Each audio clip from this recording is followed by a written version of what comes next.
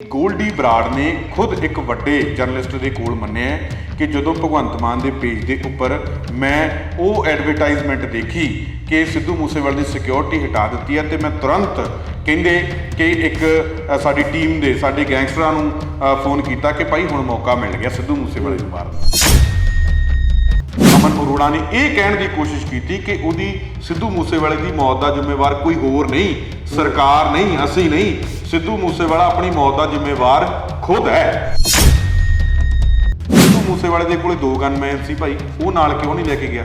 ਸਿੱਧੂ ਮੂਸੇਵਾਲੇ ਦੇ ਕੋਲ ਬੁਲਟ ਪ੍ਰੂਫ ਗੱਡੀ ਸੀ, ਉਹ ਨਾਲ ਕਿਉਂ ਨਹੀਂ ਲੈ ਕੇ ਗਿਆ? ਤਾਂ ਉਹ ਕਹਿੰਦੇ ਕਿ ਇਹ ਬੇਫਾਲਤੂ ਗੱਲਾਂ ਨੇ, ਕਿਸੇ ਤੇ ਇਲਜ਼ਾਮ ਲਾਉਣੀ।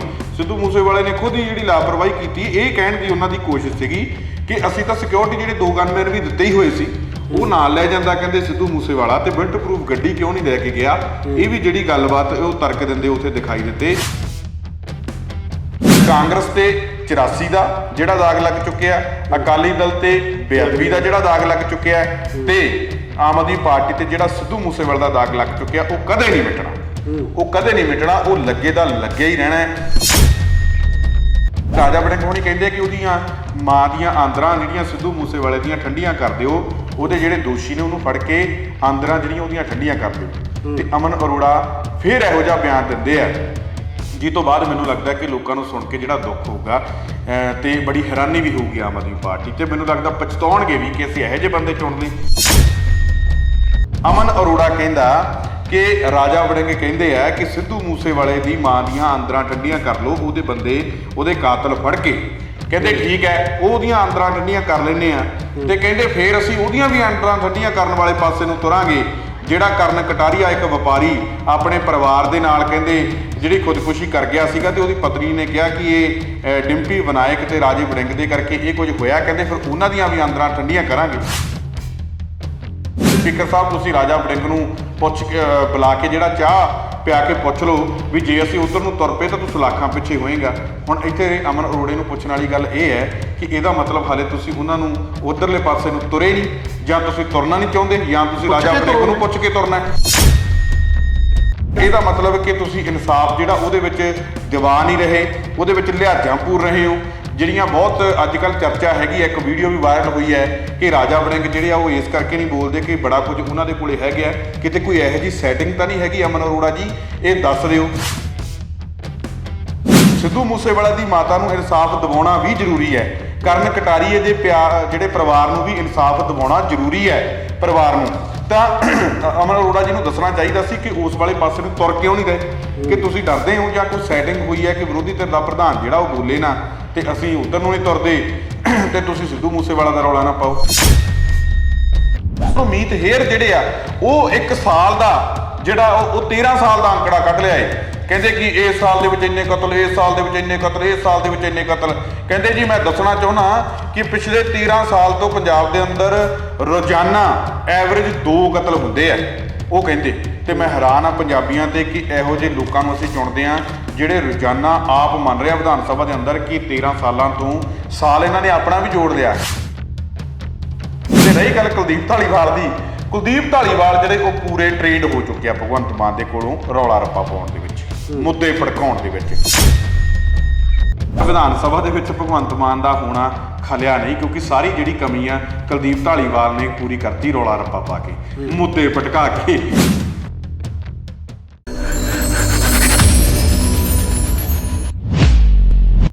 ਰੋਜ਼ਾਨਾ ਲੋਕਨਾਥ ਦੇਖ ਰਹੇ ਦਰਸ਼ਕਾਂ ਦਾ ਸਵਾਗਤ ਹੈ ਤੇ ਮੈਂ ਹਾਂ ਕੁਲਵਿੰਦਰ ਸਿੰਘ ਸ਼ਲੇੜੀ। ਵਿਧਾਨ ਸਭਾ ਦਾ ਬਜਟ ਸੈਸ਼ਨ ਦਾ ਚੌਥਾ ਦਿਨ ਸੀ ਤੇ ਸਿੱਧੂ ਮੂਸੇਵਾਲੇ ਦਾ ਮਸਲਾ ਵੱਡੇ ਪੱਧਰ ਦੇ ਉੱਤੇ ਗੂੰਜਦਾ ਦਿਖਾਈ ਦਿੱਤਾ ਹੈ। ਜਿਸ ਤਰ੍ਹਾਂ ਆਮ ਆਦਮੀ ਪਾਰਟੀ ਦੇ ਮੰਤਰੀ ਤੇ ਕਾਂਗਰਸੀ ਵਿਧਾਇਕ ਜਿਹੜੇ ਨੇ ਆਮੋ ਸਾਹਮਣੇ ਹੋਏ ਨੇ, ਕੀ ਕੁਝ ਮਸਲਾ ਰਿਹਾ, ਕੀ ਕੁਝ ਕਾਰਨ ਰਹੇ ਨੇ, ਸਾਰੇ ਮਸਲੇ ਦੇ ਉੱਤੇ ਗੱਲਬਾਤ ਕਰਾਂਗੇ। ਸਾਡੇ ਨਾਲ ਸਾਡੇ ਸਹਿਯੋਗੀ ਪੱਤਰਕਾਰ ਸੁਖਵਿੰਦਰ ਸਿੰਘ ਸਿੱਧੂ ਨੇ। ਸਿੱਧੂ ਸਾਹਿਬ, ਕਿਸ ਤਰ੍ਹਾਂ ਅੱਜ ਜਿਹੜਾ ਹੈ ਲਗਾਤਾਰ ਜਿਹੜਾ ਸਿੱਧੂ ਮੂਸੇਵਾਲੇ ਦਾ ਮਸਲਾ ਜਿਹੜਾ ਵਿਧਾਨ ਸਭਾ ਦੇ ਵਿੱਚ ਗੂੰਜਿਆ, ਕਿਸ ਤਰ੍ਹਾਂ ਜਿਹੜਾ ਦੇਖ ਰਹੇ ਹਾਂ ਆਪਾਂ ਕਿ ਆਮ ਆਦਮੀ ਪਾਰਟੀ ਦੇ ਵਿਧਾਇਕ ਜਿਹੜੇ ਨੇ, ਆਮ ਆਦਮੀ ਪਾਰਟੀ ਦੇ ਮੰਤਰੀ ਜਿਹੜੇ ਨੇ ਖੁਦ ਆਪਣੀ ਸਰਕਾਰ ਨੂੰ ਫਸਾਉਂਦੇ ਜਾ ਰਹੇ ਨੇ, ਤੇ ਦੂਜੇ ਪਾਸੇ ਵਿਰੋਧੀਆਂ ਦੇ ਵੱਲੋਂ ਜ਼ੋਰਦਾਰ ਆਵਾਜ਼ ਚੁੱਕੀ ਗਈ। ਕਿਵੇਂ ਦੇਖਦੇ ਹੋ ਸਾਰੇ ਮਸਲੇ ਨੂੰ?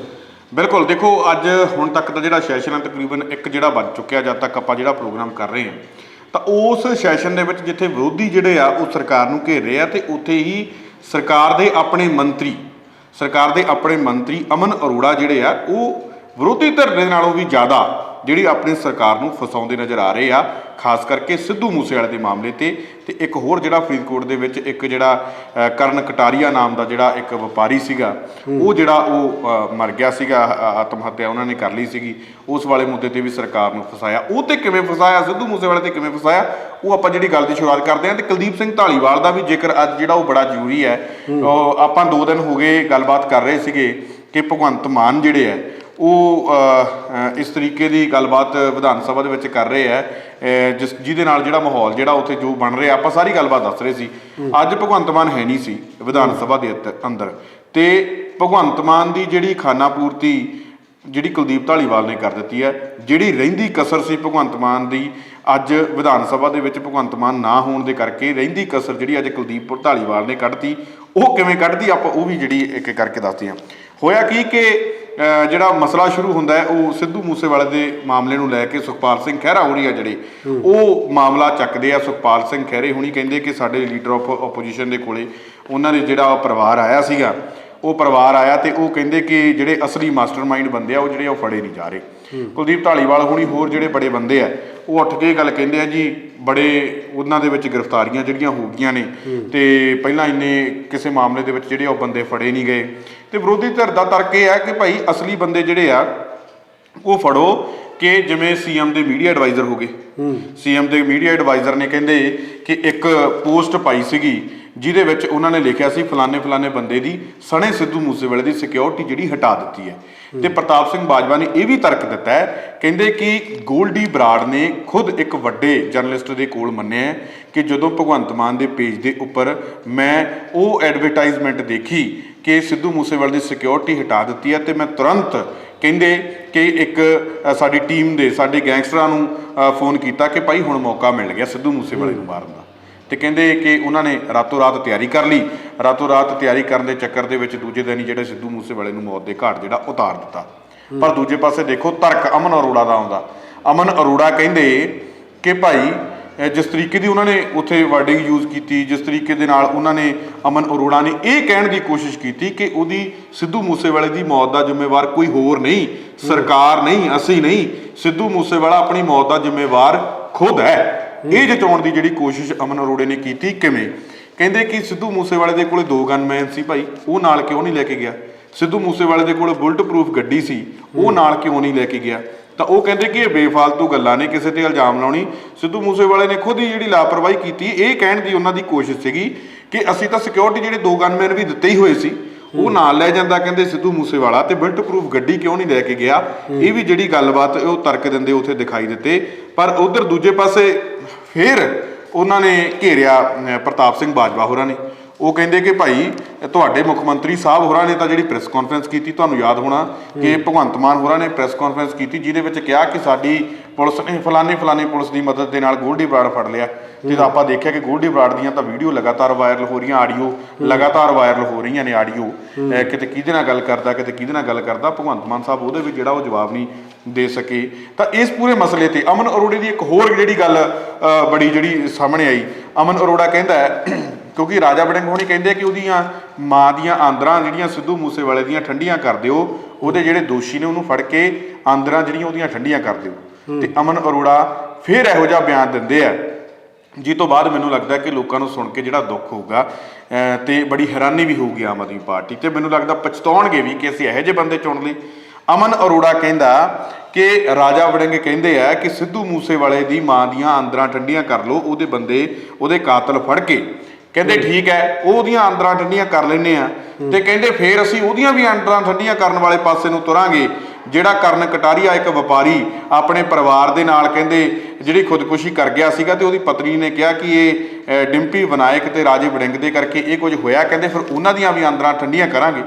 ਫਿਰ ਕਹਿੰਦੇ ਸਪੀਕਰ ਸਾਹਿਬ ਤੁਸੀਂ ਰਾਜਾ ਵੜਿੰਗ ਨੂੰ ਪੁੱਛ ਕੇ ਬੁਲਾ ਕੇ ਜਿਹੜਾ ਚਾਹ ਪਿਆ ਕੇ ਪੁੱਛ ਲਓ ਵੀ ਜੇ ਅਸੀਂ ਉਧਰ ਨੂੰ ਤੁਰ ਪਏ ਤਾਂ ਤੂੰ ਸਲਾਖਾਂ ਪਿੱਛੇ ਹੋਏਗਾ। ਹੁਣ ਇੱਥੇ ਅਮਨ ਅਰੋੜੇ ਨੂੰ ਪੁੱਛਣ ਵਾਲੀ ਗੱਲ ਇਹ ਹੈ ਕਿ ਇਹਦਾ ਮਤਲਬ ਹਾਲੇ ਤੁਸੀਂ ਉਹਨਾਂ ਨੂੰ ਉਧਰਲੇ ਪਾਸੇ ਨੂੰ ਤੁਰੇ ਨਹੀਂ, ਜਾਂ ਤੁਸੀਂ ਤੁਰਨਾ ਨਹੀਂ ਚਾਹੁੰਦੇ, ਜਾਂ ਤੁਸੀਂ ਰਾਜਾ ਵੜਿੰਗ ਨੂੰ ਪੁੱਛ ਕੇ ਤੁਰਨਾ। ਤੇ ਫਿਰ ਇਹਦਾ ਮਤਲਬ ਕਿ ਤੁਸੀਂ ਇਨਸਾਫ ਜਿਹੜਾ ਉਹਦੇ ਵਿੱਚ ਦਿਵਾ ਨਹੀਂ ਰਹੇ, ਉਹਦੇ ਵਿੱਚ ਲਿਹਾਜ਼ਾਂ ਪੂਰ ਰਹੇ ਹੋ। ਜਿਹੜੀਆਂ ਬਹੁਤ ਅੱਜ ਕੱਲ੍ਹ ਚਰਚਾ ਹੈਗੀ ਹੈ, ਇੱਕ ਵੀਡੀਓ ਵੀ ਵਾਇਰਲ ਹੋਈ ਹੈ ਕਿ ਰਾਜਾ ਵੜਿੰਗ ਜਿਹੜੇ ਆ ਉਹ ਇਸ ਕਰਕੇ ਨਹੀਂ ਬੋਲਦੇ ਕਿ ਬੜਾ ਕੁਝ ਉਹਨਾਂ ਦੇ ਕੋਲੇ ਹੈਗਾ, ਕਿਤੇ ਕੋਈ ਇਹੋ ਜਿਹੀ ਸੈਟਿੰਗ ਤਾਂ ਨਹੀਂ ਹੈਗੀ। ਅਮਨ ਅਰੋੜਾ ਜੀ ਇਹ ਦੱਸ ਦਿਓ ਸਿੱਧੂ ਮੂਸੇਵਾਲਾ ਦੀ ਮਾਤਾ ਨੂੰ ਇਨਸਾਫ ਦਿਵਾਉਣਾ ਵੀ ਜ਼ਰੂਰੀ ਹੈ। ਕਰਨ ਕਟਾਰੀਏ ਦੇ ਜਿਹੜੇ ਪਰਿਵਾਰ ਨੂੰ ਵੀ ਇਨਸਾਫ ਦਿਵਾਉਣਾ ਜ਼ਰੂਰੀ ਹੈ ਪਰਿਵਾਰ ਨੂੰ। ਤਾਂ ਅਮਨ ਅਰੋੜਾ ਜੀ ਨੂੰ ਦੱਸਣਾ ਚਾਹੀਦਾ ਸੀ ਕਿ ਉਸ ਵਾਲੇ ਪਾਸੇ ਨੂੰ ਤੁਰ ਕਿਉਂ ਨਹੀਂ ਰਹੇ, ਕਿ ਤੁਸੀਂ ਡਰਦੇ ਹੋ ਜਾਂ ਕੋਈ ਸੈਟਿੰਗ ਹੋਈ ਹੈ ਕਿ ਵਿਰੋਧੀ ਧਿਰ ਦਾ ਪ੍ਰਧਾਨ ਜਿਹੜਾ ਉਹ ਬੋਲੇ ਨਾ ਤੇ ਅਸੀਂ ਉਧਰ ਨੂੰ ਨਹੀਂ ਤੁਰਦੇ ਤੇ ਤੁਸੀਂ ਸਿੱਧੂ ਮੂਸੇਵਾਲਾ ਦਾ ਰੌਲਾ ਨਾ ਪਾਓ। ਤੇ ਜੇ ਕਹਿੰਦੇ ਸਿੱਧੂ ਮੂਸੇਵਾਲੇ ਦੇ ਪਰਿਵਾਰ ਨੂੰ ਇਨਸਾਫ ਦਿਵਾਉਣ ਵਾਲੇ ਪਾਸੇ ਨੂੰ ਤੁਰਨਾ ਅਮਨ ਅਰੋੜਾ ਕਹਿੰਦੇ, ਤਾਂ ਫਿਰ ਅਸੀਂ ਕਰਨ ਕਟਾਰੀਏ ਵਾਲੇ ਪਾਸੇ ਵੀ ਤੁਰਾਂਗੇ, ਰਾਜਾ ਵੜਿੰਗ ਜੇਲ੍ਹ 'ਚ ਹੋਊ। ਉਹ ਭਾਈ ਚੱਕੋ, ਸਾਰੇ ਚੱਕੋ। ਅਸੀਂ ਵੀ ਇਹ ਗੱਲ ਕਹਿੰਦੇ ਆ। ਹੁਣ ਅਮਨ ਅਰੋੜਾ ਨੇ ਇੱਥੇ ਸਰਕਾਰ ਫਸਾਈ ਇਸ ਤਰੀਕੇ ਦੇ ਨਾਲ ਕਿ ਇਹਦਾ ਮਤਲਬ ਤੁਸੀਂ ਤਾਂ ਨਹੀਂ ਫੜ ਰਹੇ ਸਿੱਧੂ ਮੂਸੇਵਾਲੇ ਦੇ ਜਿਹੜੇ ਸਾਜ਼ਿਸ਼ ਦੇ ਵਿੱਚ, ਜਿਵੇਂ ਇੱਕ ਮੀਡੀਆ ਐਡਵਾਈਜ਼ਰ ਦਾ ਭਗਵੰਤ ਮਾਨ ਦੇ ਦਾ ਨਾਂ ਆਉਂਦਾ, ਤੁਸੀਂ ਉਹਨੂੰ ਤਾਂ ਨਹੀਂ ਅਰੈਸਟ ਕਰ ਰਹੇ ਕਿ ਤੁਹਾਡੀ ਸੈਟਿੰਗ ਹੋ ਗਈ। ਜੇ ਅਸੀਂ ਉਹਨੂੰ ਅਰੈਸਟ ਕਰਾਂਗੇ ਤਾਂ ਅਸੀਂ ਰਾਜਾ ਵੜਿੰਗ ਅਰੈਸਟ ਕਰਾਂਗੇ, ਤੇ ਜੇ ਤੁਸੀਂ ਰਾਜਾ ਵੜਿੰਗ ਨੂੰ ਨਹੀਂ ਅਰੈਸਟ ਕਰ ਰਹੇ ਤਾਂ ਫਿਰ ਤੁਸੀਂ ਆਪਣਾ ਉਹ ਬੰਦਾ ਨਹੀਂ ਅਰੈਸਟ ਕਰੋਗੇ ਕਿ ਇਹੋ ਜਿਹੀ ਤੁਹਾਡੀ ਸੈਟਿੰਗ ਹੋ ਗਈ ਹੈ। ਇਹ ਜਿਹੜੀ ਬੜੀ ਗੱਲ ਉਧਰੋਂ ਮੀਤ ਹੇਅਰ ਜਿਹੜੇ ਆ ਉਹ 1 ਸਾਲ ਦਾ ਜਿਹੜਾ ਉਹ 13 ਸਾਲ ਦਾ ਅੰਕੜਾ ਕੱਢ ਲਿਆ ਏ। ਕਹਿੰਦੇ ਕਿ ਇਸ ਸਾਲ ਦੇ ਵਿੱਚ ਇੰਨੇ ਕਤਲ, ਇਸ ਸਾਲ ਦੇ ਵਿੱਚ ਇੰਨੇ ਕਤਲ, ਇਸ ਸਾਲ ਦੇ ਵਿੱਚ ਇੰਨੇ ਕਤਲ। ਕਹਿੰਦੇ ਜੀ ਮੈਂ ਦੱਸਣਾ ਚਾਹੁੰਦਾ ਕਿ ਪਿਛਲੇ 13 ਸਾਲ ਤੋਂ ਪੰਜਾਬ ਦੇ ਅੰਦਰ ਰੋਜ਼ਾਨਾ ਐਵਰੇਜ 2 ਕਤਲ ਹੁੰਦੇ ਆ। ਉਹ ਕਹਿੰਦੇ, ਤੇ ਮੈਂ ਹੈਰਾਨ ਆ ਪੰਜਾਬੀਆਂ ਤੇ ਕਿ ਇਹੋ ਜਿਹੇ ਲੋਕਾਂ ਨੂੰ ਅਸੀਂ ਚੁਣਦੇ ਆ ਜਿਹੜੇ ਰੋਜ਼ਾਨਾ ਆਪ ਮੰਨ ਰਿਹਾ ਵਿਧਾਨ ਸਭਾ ਦੇ ਅੰਦਰ ਕਿ 13 ਸਾਲਾਂ ਤੋਂ ਸਾਲ ਇਹਨਾਂ ਨੇ ਆਪਣਾ ਵੀ ਜੋੜ ਲਿਆ ਕਿ ਰੋਜ਼ਾਨਾ ਜਿਹੜੇ ਉਹ 2 ਕਤਲ ਹੁੰਦੇ ਆ। ਬੜੀ ਜਿਹੜੀ ਹੈਰਾਨੀ ਦੀ ਗੱਲ ਹੈ ਕਿ ਪੰਜਾਬੀ ਜਿਹੜੇ ਇਹੋ ਜਿਹੇ ਲੋਕ ਚੁਣਦੇ ਆ। ਤੇ ਸਰਕਾਰਾਂ ਨੂੰ ਵੀ ਇਹੋ ਜਿਹੇ ਅੰਕੜੇ ਜਿਹੜੇ ਕੱਢ ਕੇ ਲਾਉਂਦੇ ਨੇ। ਮੀਤ ਹੇਅਰ ਦੇ ਵੀ ਉਹਦੇ ਵਿੱਚ ਜਿਹੜੇ ਅੰਕੜੇ ਹੈਗੇ ਹੀ ਹੈ, ਤੇ ਹੋਰ ਜਿਹੜੇ ਬੜਾ ਕੁਝ ਉੱਥੇ ਹੋਇਆ। ਤੇ ਇੱਕ ਜਿਸ ਤਰੀਕੇ ਨਾਲ ਅਮਨ ਅਰੋੜੇ ਦੀਆਂ ਜਿਹੜੀਆਂ ਗੱਲਾਂ ਆਪਾਂ ਕਰੀਏ ਤਾਂ ਉਹ ਜਿਹੜੀਆਂ ਬੜੀਆਂ ਹੈਰਾਨੀ ਦੀਆਂ ਗੱਲਾਂ ਨੇ। ਉਹਨਾਂ ਨੇ ਇਹ ਜਚਾਉਣ ਦੀ ਕੋਸ਼ਿਸ਼ ਕੀਤੀ ਹੈ ਕਿ ਮੂਸੇਵਾਲਾ ਆਪਣੀ ਮੌਤ ਦਾ ਜ਼ਿੰਮੇਵਾਰ ਜਿਹੜਾ ਉਹ ਆਪ ਹੈਗਾ। ਇਹ ਨਹੀਂ ਉਹਨਾਂ ਨੇ ਦੱਸਿਆ ਕਿ ਭਾਈ ਵਾਕਈ ਗਲਤੀ ਹੈਗੀ, ਕਿਉਂਕਿ ਜਦੋਂ ਮੰਤਰੀ ਜਾਂ ਕੋਈ ਐਮਐਲਏ ਸਹੁੰ ਚੁੱਕਦਾ ਤਾਂ ਉਹ ਕਹਿੰਦਾ ਹੈ ਕਿ ਮੈਂ ਜਿਹੜੀ ਹੈਗੀ ਆ ਮੈਂ ਜਿਹੜਾ ਆਪਣਾ ਉਹ ਰੱਖੂੰਗਾ, ਜਿਹੜਾ ਸੀਕ੍ਰੇਟ ਜਿਹੜੇ ਰੱਖੂੰਗਾ। ਤੇ ਅਮਨ ਅਰੋੜਾ ਕਹਿੰਦਾ ਕਿ ਜੀ ਇਹ ਤਾਂ ਵੈਸੇ ਵੀ ਇਨਫੋਰਮੇਸ਼ਨ ਜੀ ਸਿਕਿਉਰਿਟੀ ਵਾਲੀ ਬਾਹਰ ਆ ਹੀ ਜਾਣੀ ਸੀ, ਇਹਦੇ ਵਿੱਚ ਨਵੀਂ ਗੱਲ ਕੋਈ ਨਹੀਂ। ਇਹ ਤਾਂ ਕੋਈ ਤਰਕ ਨਾ ਹੋਇਆ ਅਮਨ ਅਰੋੜਾ ਜੀ ਦਾ, ਕਿਉਂਕਿ ਇਹ ਇੱਕ ਕਿਸੇ ਬੰਦੇ ਦੀ ਜਾਨ ਦੇ ਨਾਲ, ਸਿਕਿਉਰਿਟੀ ਦੇ ਨਾਲ ਜੁੜਿਆ ਹੋਇਆ ਮਸਲਾ। ਇਹ ਤੁਸੀਂ ਵਾਹੀ ਖੱਟਣ ਦੇ ਚੱਕਰ ਦੇ ਵਿੱਚ ਤੁਸੀਂ ਜਿਹੜਾ ਉਹ ਬੰਦਾ ਮਰਵਾ ਕੇ ਧਰਤਾ। ਸਾਰਾ ਪੰਜਾਬ ਇਹ ਗੱਲਾਂ ਕਰ ਰਿਹਾ ਔਰ ਅਮਨ ਅਰੋੜੇ ਨੇ ਇਸ ਪੂਰੇ ਮਾਮਲੇ ਤੇ ਫਸਾ ਕੇ ਰੱਖਦੀ ਆ। ਹੁਣ ਕਰਨ ਕਟਾਰੀਏ ਵਾਲਾ ਮਸਲਾ ਵੀ ਜਿਹੜਾ ਉੱਠੂਗਾ, ਤੇ ਜੇ ਇਹ ਨਹੀਂ ਚੱਕਦੇ ਤਾਂ ਫਿਰ ਆਮ ਆਦਮੀ ਪਾਰਟੀ ਤੇ ਜਿਹੜੇ ਵੱਡੇ ਸਵਾਲ ਖੜੇ ਹੁੰਦੇ ਆ ਕਿ ਤੁਸੀਂ ਕੋਈ ਸੈਟਿੰਗ ਕੀਤੀ ਹੋਈ ਹੈ ਕਰਨ ਕਟਾਰੀਏ ਦੇ ਪਰਿਵਾਰ ਦੇ ਨਾਲ। ਕਿਉਂਕਿ ਇਹ ਬੜਾ ਵੱਡਾ ਬਿਆਨ ਆ ਕੁਲਵਿੰਦਰ ਜੀ ਸਮਝਣ ਦੇ ਵਿੱਚ ਕਿ ਅਸੀਂ ਉਹ ਫਿਰ ਉਸ ਵਾਲੇ ਪਾਸੇ ਨੂੰ ਵੀ ਤੁਰਾਂਗੇ। ਜੇ ਅਸੀਂ ਉਸ ਵਾਲੇ ਪਾਸੇ ਨੂੰ ਤੁਰ ਪਏ ਤਾਂ ਫਿਰ ਰਾਜਾ ਵੜਿੰਗ ਜੀ ਜਿਹੜੇ ਆ ਕਹਿੰਦੇ ਜੇਲ੍ਹ 'ਚ ਹੋਣਗੇ। ਪੁੱਛ ਲਿਓ ਕਹਿੰਦੇ ਰਾਜਾ ਵੜਿੰਗ ਨੂੰ ਜੇ ਉਧਰ ਨੂੰ ਤੁਰਨਾ ਕਿ ਨਹੀਂ ਤੁਰਨਾ। ਇਹ ਕੀ ਮਤਲਬ? ਰਾਜੇ ਵੜਿੰਗ ਨੂੰ ਪੁੱਛ ਕੇ ਤੁਰਨਾ? ਉਹਦੇ ਪਰਿਵਾਰ ਨੂੰ ਜਿਹੜਾ ਇਨਸਾਫ ਤੁਸੀਂ ਕਦੋਂ ਦਿਵਾਓਗੇ? ਅਮਨ ਅਰੋੜਾ ਜੀ ਮੈਨੂੰ ਲੱਗਦਾ ਕਿ ਨੰਬਰ ਬਣਾਉਣ ਦੇ ਚੱਕਰ ਦੇ ਵਿੱਚ ਆਪਣੀ ਅਤੇ ਆਪਣੀ ਪਾਰਟੀ ਦੇ ਨੰਬਰ ਜਿਹੜੇ ਗਵਾ ਚੁੱਕੇ ਆ ਵਿਧਾਨ ਸਭਾ ਦੇ ਅੰਦਰ ਅੱਜ। ਤੇ ਰਹੀ ਗੱਲ ਕੁਲਦੀਪ ਧਾਲੀਵਾਲ ਦੀ, ਕੁਲਦੀਪ ਧਾਲੀਵਾਲ ਜਿਹੜੇ ਉਹ ਪੂਰੇ ਟ੍ਰੇਨਡ ਹੋ ਚੁੱਕੇ ਆ ਭਗਵੰਤ ਮਾਨ ਦੇ ਕੋਲੋਂ ਰੌਲਾ ਰੱਪਾ ਪਾਉਣ ਦੇ ਵਿੱਚ, ਮੁੱਦੇ ਭੜਕਾਉਣ ਦੇ ਵਿੱਚ। ਅੱਜ ਮੁੱਦਾ ਸਿੱਧੂ ਮੂਸੇਵਾਲੇ ਦਾ ਚੱਲ ਰਿਹਾ ਸੀ, ਕੁਲਦੀਪ ਧਾਲੀਵਾਲ ਜੀ ਵਿੱਚ 80 ਤੋਂ ਬਾਅਦ ਦਾ ਜਿਹੜਾ ਦਹਾਕਾ ਦੇ ਦੌਰਾਨ ਜਿਹੜਾ ਉਹ ਮਸਲਾ ਉੱਠਿਆ, ਜਿਹੜੇ ਅੱਗੇ 80 ਦੇ ਦਹਾਕੇ ਦੇ ਤੋਂ ਬਾਅਦ ਕਿੰਨੀਆਂ ਕਤਲੇਆਮ ਜਿਹੜਾ ਹੋਇਆ, ਉਹ ਤਾਂ ਹੈਗਾ ਹੀ ਹੈਗਾ। ਕੁਲਦੀਪ ਧਾਲੀਵਾਲ ਜੀ ਨੂੰ ਇਹ ਮੰਨਣਾ ਪਊਗਾ ਕਿ ਕਾਂਗਰਸ ਤੇ 84 ਦਾ ਜਿਹੜਾ ਦਾਗ ਲੱਗ ਚੁੱਕਿਆ, ਅਕਾਲੀ ਦਲ ਤੇ ਬੇਅਦਬੀ ਦਾ ਜਿਹੜਾ ਦਾਗ ਲੱਗ ਚੁੱਕਿਆ, ਤੇ ਆਮ ਆਦਮੀ ਪਾਰਟੀ ਤੇ ਜਿਹੜਾ ਸਿੱਧੂ ਮੂਸੇਵਾਲੇ ਦਾ ਦਾਗ ਲੱਗ ਚੁੱਕਿਆ, ਉਹ ਕਦੇ ਨਹੀਂ ਮਿਟਣਾ। ਉਹ ਲੱਗੇ ਦਾ ਲੱਗਿਆ ਹੀ ਰਹਿਣਾ। ਤੇ ਕੁਲਦੀਪ ਧਾਲੀਵਾਲ ਜੀ ਅੱਜ ਮੁੱਦਾ ਭਟਕਾ ਰਹੇ ਸੀ। ਉਦੋਂ ਵੀ ਆਪਾਂ ਗੱਲ ਕੀਤੀ ਕਿ ਉਦੋਂ law and order the situation ਚੱਲ ਰਹੀ ਸੀ। ਰਾਜਾ ਵੜਿੰਗ ਕਹਿੰਦਾ ਕਿ ਮੈਨੂੰ ਲੋਕ ਪੁੱਛ ਰਹੇ ਸੀ ਤੁਹਾਡੇ law and order the situation ਇੱਦਾਂ ਹੁੰਦਾ। ਉਹ ਆਪਣੇ ਤੌਰ ਤੇ ਦੱਸ ਰਹੇ ਸੀ, ਪਰ ਉਹਨਾਂ ਨੇ ਵਿੱਚ ਜਗਦੀਸ਼ ਟਾਈਟਲਰ ਲਿਆਂਦਾ। ਹਾਲਾਂਕਿ ਇਹ ਮੁੱਦੇ ਜਿਹੜੇ ਬੜੇ ਅਹਿਮ ਹੈਗੇ ਆ, ਇਹ ਬਹੁਤ ਅਹਿਮ ਮੁੱਦੇ ਜਿਹੜੇ ਹੈਗੇ ਆ, ਪਰ ਇਹ ਸਰਕਾਰ ਨੂੰ ਉਦੋਂ ਯਾਦ ਆਉਂਦੇ ਆ ਜਦੋਂ ਸਰਕਾਰ ਆਪ ਕਿਸੇ ਮੁੱਦੇ ਤੇ ਫਸ ਜਾਂਦੀ ਆ। ਉਦਾਂ ਸਰਕਾਰ ਜਿਹੜੀ ਆ ਕਿਸੇ ਮੁੱਦੇ ਤੇ ਬੋਲ ਕੇ ਰਾਜੀ ਨਹੀਂ ਇਹੋ ਜਿਹੇ ਮੁੱਦੇ ਦੇ ਉੱਪਰ, ਪਰ ਜਦੋਂ ਆਪ ਫਸਦੀ ਆ ਫਿਰ ਵਿੱਚ ਇਹਨਾਂ ਨੂੰ ਸਿੱਖਾਂ ਦੇ ਦਰਦ ਯਾਦ ਆ ਜਾਂਦੇ ਆ। ਉਦਾਂ ਸਿੱਖਾਂ ਦੇ ਦਰਦਾਂ ਦੀ ਇਹ ਗੱਲ ਨਹੀਂ ਕਰਕੇ ਰਾਜੀ ਸਰਕਾਰ ਜਿਹੜੀ ਆ।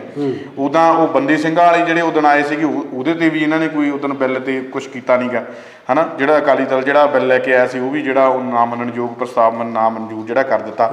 ਉਦਾਂ ਇਹ ਸਿੱਖਾਂ ਦੀ ਗੱਲ ਨਹੀਂ ਕਰਕੇ ਰੱਖਦੀ। ਫਿਰ ਜਦੋਂ ਆਪ ਆ ਜਾਂਦੇ ਆ ਫਿਰ ਇਹਨਾਂ ਨੂੰ 84 ਵੀ ਯਾਦ ਆ ਜਾਂਦੀ ਆ, ਫਿਰ ਸਾਰਾ ਕੁਝ ਯਾਦ ਆ ਜਾਂਦਾ। ਮੈਨੂੰ ਉਹ ਕੁੰਵਰ ਵਿਜੇ ਪ੍ਰਤਾਪ ਦੀ ਜਿਹੜੀ ਗੱਲ ਯਾਦ ਆ ਰਹੀ ਹੈ।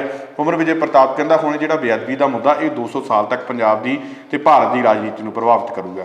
ਉਸੇ ਤਰੀਕੇ ਦੇ ਨਾਲ ਹੀ ਜਿਵੇਂ 84 ਦਾ ਮੁੱਦਾ ਪਿਛਲੇ ਤਕਰੀਬਨ 30 ਸਾਲਾਂ ਤੋਂ 40 ਸਾਲਾਂ ਤੋਂ ਜਿਹੜਾ ਹੈਗਾ ਪੰਜਾਬ ਤੇ ਭਾਰਤ ਦੀ ਰਾਜਨੀਤੀ ਨੂੰ ਪ੍ਰਭਾਵਿਤ ਕਰ ਰਿਹਾ, ਉਸੇ ਤਰੀਕੇ ਦੇ ਨਾਲ ਹੀ ਹੁਣ ਇਹ ਨਾਲੋਂ ਨਾਲ ਜਿਹੜੇ ਬੇਅਦਬੀ ਦੇ ਮੁੱਦੇ ਜਿਹੜੇ ਅੱਗੇ ਇਹ ਮੁੱਦੇ ਜਿਹੜੇ ਚੱਲਦੇ ਰਹਿਣਗੇ। ਪਰ ਕੁਲਦੀਪ ਧਾਲੀਵਾਲ ਟ੍ਰੇਨਡ ਜ਼ਰੂਰ ਹੋ ਚੁੱਕਿਆ, ਟ੍ਰੇਨਡ ਪੂਰਾ ਹੋ ਚੁੱਕਿਆ ਭਗਵੰਤ ਮਾਨ ਤੋਂ ਰੌਲਾ ਰੱਪਾ ਪਾਉਣ ਦੇ ਵਿੱਚ ਤੇ ਮੁੱਦਾ ਭੜਕਾਉਣ ਦੇ ਵਿੱਚ। ਤੇ ਅੱਜ ਜਿਹੜੀ ਆ ਭਗਵੰਤ ਮਾਨ ਦੀ ਜਿਹੜੀ ਹੈ ਉਹ ਜਿਹੜੀ ਇੱਕ ਹੁੰਦੀ ਹੈ ਨਾ ਵੀ ਅੱਜ ਕਿਉਂਕਿ ਭਗਵੰਤ ਮਾਨ ਜਿਹੜੇ ਆ ਗਏ ਹੋਏ ਆ ਪੰਜਾਬ ਦੇ ਵਿੱਚ, ਅੱਜ ਰਾਸ਼ਟਰਪਤੀ ਭਾਰਤ ਦੇ ਜਿਹੜੇ ਉਹ ਆਏ ਹੋਏ ਆ ਔਰ 12 ਤੋਂ 4 ਵਜੇ ਤੱਕ ਉਹਨਾਂ ਨੇ ਪੰਜਾਬ ਦੇ ਵਿੱਚ ਰਹਿਣਾ ਹੈ, ਦ੍ਰੋਪਦੀ ਮੁਰਮੂ ਜੀ। ਤੇ ਉਹ ਜਿਹੜੇ ਆ ਉਹਨਾਂ ਨੇ ਅੱਜ 4 ਵਜੇ ਤੱਕ ਰਹਿਣਾ, 3-4 ਘੰਟੇ ਪੰਜਾਬ ਦੇ ਅੰਦਰ ਉਹਨਾਂ ਨੇ ਕਈ ਥਾਈਂ ਜਿਹੜੇ ਉਹਨਾਂ ਨੇ ਜਾਣਾ ਹੈ। ਤੇ ਮੁੱਖ ਮੰਤਰੀ ਸਾਹਿਬ ਉੱਥੇ ਗਏ ਹੋਏ ਸੀਗੇ ਤੇ ਇਸ ਕਰਕੇ ਅੰਮ੍ਰਿਤਸਰ ਗਏ ਹੋਏ ਸੀ ਤੇ ਇਸ ਕਰਕੇ ਉਹ ਵਿਧਾਨ ਸਭਾ ਦੇ ਵਿੱਚ ਨਹੀਂ ਆਏ। ਪਰ ਵਿਧਾਨ ਸਭਾ ਦੇ ਵਿੱਚ ਭਗਵੰਤ ਮਾਨ ਦਾ ਹੋਣਾ ਖਲਿਆ ਨਹੀਂ, ਕਿਉਂਕਿ ਸਾਰੀ ਜਿਹੜੀ ਕਮੀ ਆ ਕੁਲਦੀਪ ਧਾਲੀਵਾਲ ਨੇ ਪੂਰੀ ਕਰਤੀ ਰੌਲਾ ਰੱਪਾ ਪਾ ਕੇ, ਮੁੱਦੇ ਭਟਕਾ ਕੇ। ਯਾਨੀ ਕੁਲਦੀਪ ਧਾਲੀਵਾਲ ਹੁਣ ਐ ਪੂਰਾ ਟ੍ਰੇਨਡ ਆ, ਪੂਰੇ ਤਰੀਕੇ ਦੇ ਨਾਲ। ਇੱਕ ਬਿੱਲ ਜਿਹੜੇ ਆ ਉਹ ਸੁਖਪਾਲ ਸਿੰਘ ਖਹਿਰਾ ਹੁਣੀ ਲੈ ਕੇ ਆ ਰਹੇ, ਉਸ ਬਿੱਲ ਦਾ ਜ਼ਿਕਰ ਵੀ ਮੇਰੇ ਖਿਆਲ ਦੇ ਵਿੱਚ ਸੁਖਪਾਲ ਸਿੰਘ ਖਹਿਰਾ ਉਹਨਾਂ ਨੇ ਕੀਤਾ। ਉਹ ਬਿੱਲ ਦੇ ਬਾਰੇ ਵੀ ਇੱਕ ਵਾਰ ਸਾਡੇ ਦਰਸ਼ਕਾਂ ਨੂੰ ਜ਼ਰੂਰ ਦੱਸਿਓ ਕਿ ਉਹ ਬਿੱਲ ਹੈ ਕੀ ਆ, ਜਿਹੜਾ ਹਿਮਾਚਲ ਦੇ ਤਰਜ਼ ਦੇ ਉੱਤੇ ਜਿਹੜਾ ਬਿੱਲ ਲਿਆਉਣ ਦੀ ਕੋਸ਼ਿਸ਼ ਸੁਖਪਾਲ ਸਿੰਘ ਖਹਿਰਾ ਹੁਣੀ ਕਰ ਰਹੇ ਆ। ਨਹੀਂ, ਸੁਖਪਾਲ ਸਿੰਘ ਖਹਿਰਾ ਹੁਣੀ ਜਿਹੜੇ ਉਹ ਇਹੀ ਗੱਲ ਕਰ ਰਹੇ ਆ ਕਿ ਪੰਜਾਬ ਤੋਂ ਜਿਹੜੀਆਂ ਉਹ ਬਾਹਰ ਜਿਹੜੇ ਲੋਕ ਆ ਆਉਂਦੇ, ਜਿਵੇਂ ਆਪਾਂ ਹਿਮਾਚਲ ਦੇ ਵਿੱਚ ਜਾ ਕੇ ਜਿਹੜੀ ਜ਼ਮੀਨ ਨਹੀਂ ਖਰੀਦ ਸਕਦੇ, ਇਸੇ ਤਰੀਕੇ ਦੇ ਨਾਲ ਕੋਈ ਜਿਹੜਾ ਬਾਹਰਲਾ ਪੰਜਾਬ ਤੋਂ ਜਿਹੜਾ ਵਿਅਕਤੀ ਆ ਤੇ ਉਹ ਫਿਰ ਆਪਣੇ ਵੀ ਇੱਥੇ ਆ ਕੇ ਜ਼ਮੀਨ ਜਿਹੜੀ ਉਹ ਨਾ ਖਰੀਦੇ। ਉਹ ਇਸ ਬਿੱਲ ਦੀ ਗੱਲ ਕਰ ਰਹੇ ਆ, ਉਹ ਵਾਕਈ ਠੀਕ ਹੈ। ਪਰ ਇੱਕ ਹੋਰ ਗੱਲ ਦੀ ਧਿਆਨ ਮੰਗਣ ਵਾਲੀ ਗੱਲ ਹੈ ਕਿ ਜਿਹੜਾ ਸੁਖਪਾਲ ਸਿੰਘ ਖਹਿਰਾ ਹੋਰਾਂ ਉੱਪਰ ਇਲਜ਼ਾਮ ਲਾਇਆ ਸੀਗਾ ਮੰਤਰੀ ਕੁਲਦੀਪ ਧਾਲੀਵਾਲ ਨੇ ਕਿ ਤੁਹਾਡੇ ਦਾ ਹੀ ਸ਼ਰੀਕਾਂ ਨੇ ਜ਼ਮੀਨ ਨੱਪੀ ਆ ਇੱਦਾਂ ਉੱਦਾਂ, ਅੱਜ ਫਿਰ ਸੁਖਪਾਲ ਖਹਿਰਾ ਨੇ ਪ੍ਰਤਾਪ ਬਾਜਵਾ ਦੇ ਜ਼ਰੀਏ ਵੀ ਮੰਗ ਕਰ ਦਿੱਤੀ ਹੈ ਸਪੀਕਰ ਤੋਂ ਕਿ ਭਾਈ ਇੱਥੇ ਬੜੇ ਸੀਰੀਅਸ ਐਲੀਗੇਸ਼ਨ ਲੱਗੇ ਨੇ, ਵਿਧਾਨ ਸਭਾ ਜਿਹੜੀ ਹੈ ਇੱਕ ਕਮੇਟੀ ਬਣਾਵੇ, ਉਹ ਕਮੇਟੀ ਨਾਲੇ ਤਾਂ ਸੁਖਪਾਲ ਸਿੰਘ ਖਹਿਰਾ ਦੀ ਜਾਂਚ ਕਰੇ, ਉਹ ਕਮੇਟੀ ਜਿਹੜੀ ਆ ਨਾਲੇ ਮਿੱਤਲ ਦੀ LPU ਵਾਲੇ ਜਿਹੜੇ ਇਹਨਾਂ ਦੇ ਰਾਜ ਸਭਾ ਮੈਂਬਰ ਨਾਲੇ ਉਹਨਾਂ ਦੀ ਜਾਂਚ ਕਰੇ, ਨਾਲੇ ਜਿਹੜੇ ਬਲਵੀਰ ਸਿੰਘ ਸੀਚੇਵਾਲ ਨੇ ਉਹਨਾਂ ਦੀ ਜਿਹੜੀ ਜਾਂਚ ਕਰੇ। ਹੁਣ ਉਹ ਕਮੇਟੀ ਦੀ ਮੰਗ ਕਰ ਲਈ ਹੈ, ਹੁਣ ਦੇਖਦੇ ਆ ਸਰਕਾਰ ਦੀਆਂ ਲੱਤਾਂ ਭਾਰ ਝੱਲਦੀਆਂ ਕਿ ਨਹੀਂ ਝੱਲਦੀਆਂ ਕਿ ਸੁਖਪਾਲ ਖਹਿਰਾ ਦੇ ਸਮੇਤ ਆਪਣੇ 2 ਰਾਜ ਸਭਾ ਮੈਂਬਰਾਂ ਦੀ ਜਿਹੜੀ ਆ ਉਹ ਇਨਵੈਸਟੀਗੇਸ਼ਨ ਕਰਾਉਣੀ ਹੈ ਜਾਂ ਨਹੀਂ ਕਰਾਉਣੀ। ਇਹ ਦੇਖਦੇ ਆ ਸਰਕਾਰ ਲੱਤਾਂ ਭਾਰ ਝੱਲਦੀ ਹੈ ਜਾਂ ਨਹੀਂ ਚੱਲਦੀ। ਫਿਲਹਾਲ ਜਿਹੜਾ ਉਹ ਸੈਸ਼ਨ ਚੱਲ ਰਿਹਾ। ਜੀ ਬਿਲਕੁਲ, ਧੰਨਵਾਦ ਜੀ ਗੱਲਬਾਤ ਕਰਨ ਦੇ ਲਈ। ਤਾਂ ਇਹ ਸਨ ਅੱਜ ਵਿਧਾਨ ਸਭਾ ਦੇ ਚੌਥੇ ਦਿਨ ਦੇ ਵਿੱਚ ਜਿਹੜੇ ਮੁੱਦੇ ਬਹੁਤ ਵੱਡੇ ਪੱਧਰ ਦੇ ਉੱਤੇ ਗੁੰਜੇ। ਸਿੱਧੂ ਮੂਸੇਵਾਲੇ ਦਾ ਮਸਲਾ, ਜੋ ਕਿ ਸਿੱਧੂ ਮੂਸੇਵਾਲੇ ਦਾ ਕਤਲ ਜਿਹੜਾ ਕੀਤਾ ਗਿਆ, ਕਿਸ ਤਰ੍ਹਾਂ ਉਹਨਾਂ ਦੀ ਸਿਕਿਉਰਿਟੀ ਲੈਪਸ ਜਿਹੜੇ ਕੀਤੇ ਗਏ, ਉਸ ਮਸਲੇ ਜਿਹੜੇ ਨੇ ਉਹ ਵੱਡੇ ਪੱਧਰ ਦੇ ਉੱਤੇ ਵਿਧਾਨ ਸਭਾ ਦੇ ਵਿੱਚ ਗੁੰਜੇ, ਬਹਿਸ ਚੱਲੀ। ਤੇ ਅਮਨ ਅਰੋੜਾ ਜਿਹੜੇ ਕਿ ਸਰਕਾਰ ਦੇ ਆਪਣੇ ਮੰਤਰੀ ਨੇ, ਉਹਨਾਂ ਦੇ ਵੱਲੋਂ ਇਹ ਗੱਲ ਕਹਿ ਦਿੱਤੀ ਗਈ ਕਿ ਜਿਹੜੇ ਉਹਨਾਂ ਦੇ ਕੋਲੇ 2 ਗਨਮੈਨ ਸੀ ਉਹ ਕਿਹੜਾ ਉਹ ਲੈ ਕੇ ਗਿਆ, ਜਿਹੜੀ ਉਹਨਾਂ ਦੇ ਕੋਲੇ ਬੁਲਟ ਪ੍ਰੂਫ ਗੱਡੀ ਸੀ ਉਹ ਕਿਹੜਾ ਉਹ ਲੈ ਕੇ ਗਿਆ। ਤਾਂ ਉਸ ਤੋਂ ਬਾਅਦ ਜਿਹੜਾ ਸਿੱਧਾ ਕਹਿਣ ਦਾ ਮਤਲਬ ਉਹਨਾਂ ਦਾ ਇਹ ਲੱਗ ਰਿਹਾ ਸੀ ਕਿ ਜਿਹੜਾ ਉਹਨਾਂ ਦੀ ਖੁਦ ਦੀ ਨਲਾਇਕੀ ਦੇ ਕਾਰਨ, ਜਿਹੜਾ ਸਿੱਧੂ ਮੂਸੇਵਾਲੇ ਦੀ ਨਲਾਇਕੀ ਦੇ ਕਾਰਨ ਉਸ ਦਾ ਕਤਲ ਹੋ ਗਿਆ। ਪਰ ਉਹ ਇਸ ਤੋਂ ਬਾਅਦ ਹੁਣ ਸਿਆਸਤ ਦੇ ਵਿੱਚ ਕੀ ਕੁਝ ਸਾਹਮਣੇ ਆਉਂਦਾ, ਕਿਸ ਤਰ੍ਹਾਂ ਇਸ ਬਿਆਨ ਤੋਂ ਬਾਅਦ ਕੀ ਕੁਝ ਪ੍ਰਤੀਕਿਰਿਆ ਸਿੱਧੂ ਮੂਸੇਵਾਲੇ ਦੇ ਮਾਤਾ ਪਿਤਾ ਦੀ ਆਉਂਦੀ ਹੈ ਜਾਂ ਹੋਰ ਜਿਹੜੀ ਹੈ ਉਹਨਾਂ ਦੇ ਸਮਰਥਕਾਂ ਦੀ ਆਉਂਦੀ ਆ, ਉਹ ਵੀ ਦੇਖਣਾ ਹੋਵੇਗਾ। ਉਦੋਂ ਤੱਕ ਹੋਰ ਵੀ ਖਬਰਾਂ ਤੇ ਅਪਡੇਟਸ ਦੇਖਣ ਦੇ ਲਈ ਜੁੜੇ ਰਹੋ ਰੋਜ਼ਾਨਾ ਲੋਕਨਾਥ TV ਦੇ ਨਾਲ।